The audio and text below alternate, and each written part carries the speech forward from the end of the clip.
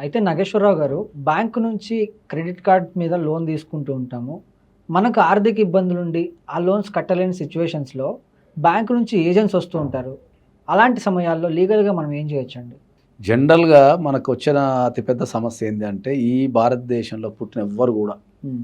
Bank నుంచి లోన్‌లు తీసుకున్న తర్వాత కట్టొద్దు అని ఎవ్వరు అనుకోరు. హ్మ్. ఓకే.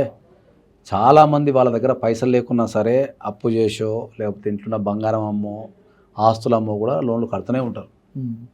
ఎంతవరకు మ్యాక్సిమం ఎంతవరకు కట్టాలో అంతవరకు కట్టి, ఈ ఏమాత్రం కట్టలేని పరిస్థితి వచ్చినప్పుడే చేతులు ఎత్తేస్తారు. ఓకే. హ్మ్. నిజంగా పైసలు ఉంటే ఎవరు కట్టద్దు అనుకోరు. బ్యాంకుతోని మంచి రిలేషన్‌షిప్ మెయింటైన్ చేయాలా, లోన్స్ కట్టాలా, మంచిగా ఉండాలని కోరుకుంటారు. ఎవరు కావాలని కష్టాలు తెచ్చుకోరు కదా. హ్మ్.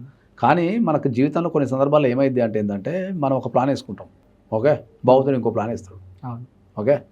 మనం ఇప్పుడు మంచిగా ఉన్నాం కదా, లోన్ తీసుకొని ఏదో వ్యాపారం చేద్దాం అనుకుంటాం. మంచిగా ఉన్నాం కదా అని ఆరోగ్యం బాలేదని లోన్ తీసుకుంటాము.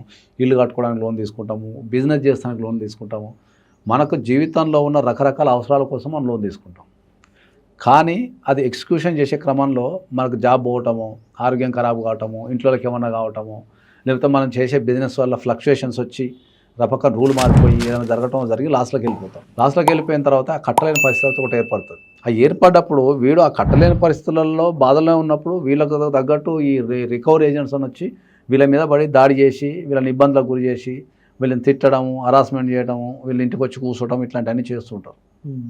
ఇట్లాంటివన్నీ చేసినప్పుడు ఏమైందంటే ఏంటంటే వీళ్ళు భయానికి లోనైపోయి వీళ్ళు ఆత్మహత్య చేసుకోవడం లాంటివి, లేకపోతే గొడవలు పెట్టుకోవడము, లేకపోతే పారిపోవడము ఇట్లాంటివన్నీ చేస్తుంటారు.